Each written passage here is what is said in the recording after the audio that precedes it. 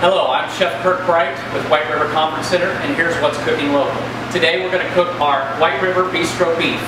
Basically, we have partnered up with local farmers to get totally organic, sustainable products in-house, supporting our local communities. Today, I'm actually going to hand cut a fillet of beef. We use a prime grade, so it's a very nice cut. I'm just going to cut a nice center piece off there.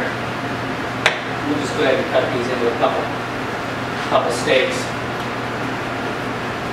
Once I get that trimmed and cut, these, like I said, they came off of a prime cut of fillet of beef. Basically, what's going to take the longest in this recipe is our sauce. We're going to do that today.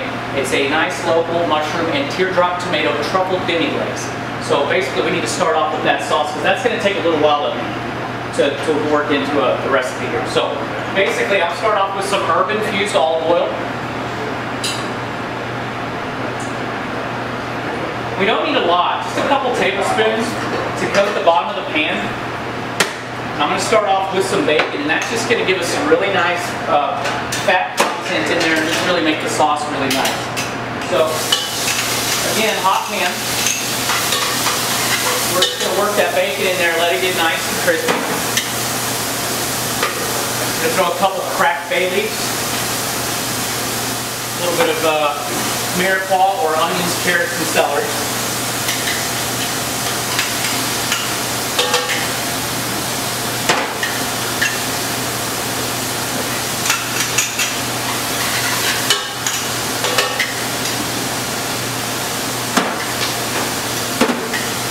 We're just going to let that cook down, like I said, until our bacon is nice and crisp.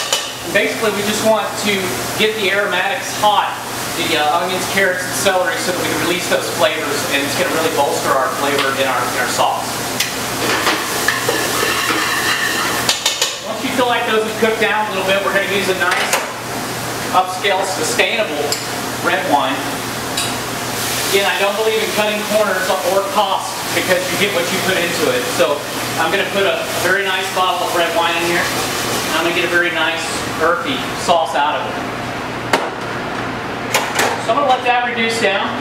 Basically, you just want to reduce that so that everything kind of comes together. It's not bitter. The wine is kind of cooked through and through. It's bringing out the natural aromatic flavors in our mirepoix, and we'll just let that cook. Meanwhile, I've got a hot pan on, and we're going to work on our steak. Basically, I have some really nice, as I said, prime cuts of fillet of beef. I'm going to start off with a little salt and pepper.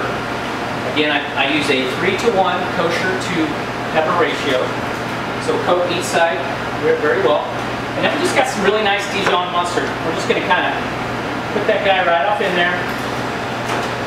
And I fresh cut momentarily from our herb garden some nice rosemary, basil, and oregano.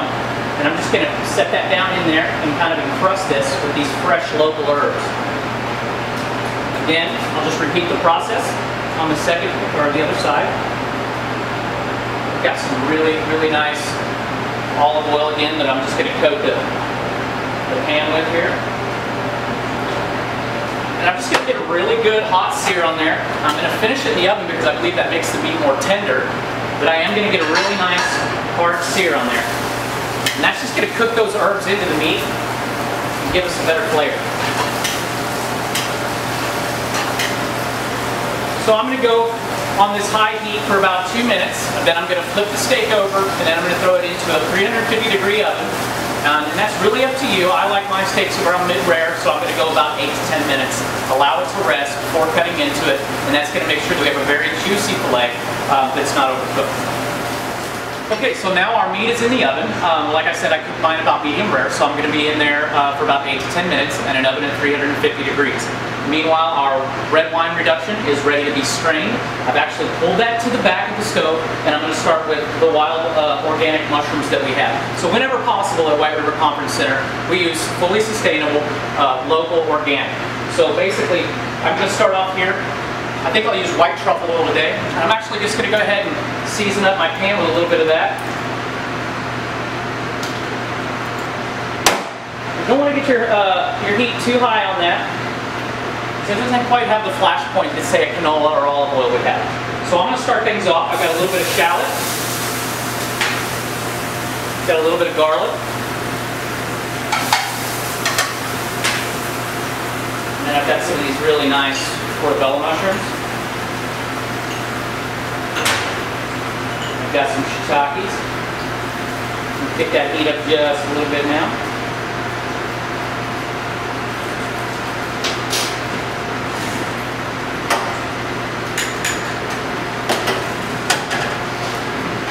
Kind of keep that sauteing to let that garlic burn. And then I got some really nice oyster mushrooms too.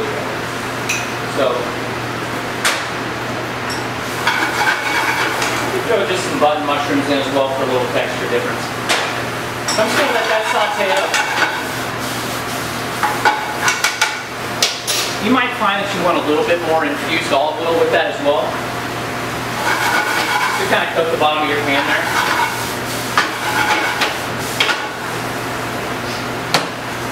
Then what I'm going to do, I'm just going to take a little tomato paste and just kind of caramelize all this stuff together. It's going to make that demi glaze really rich once it hits the pan.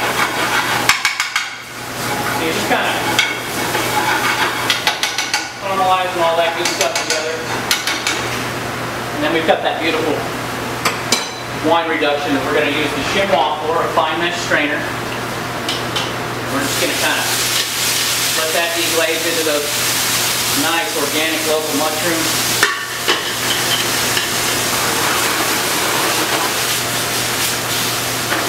Season a little salt and pepper. And then we made a 3-day veal stock that we did ahead of time that I'm actually have prepared here today. So this is a veal demi glaze that we're going to throw in.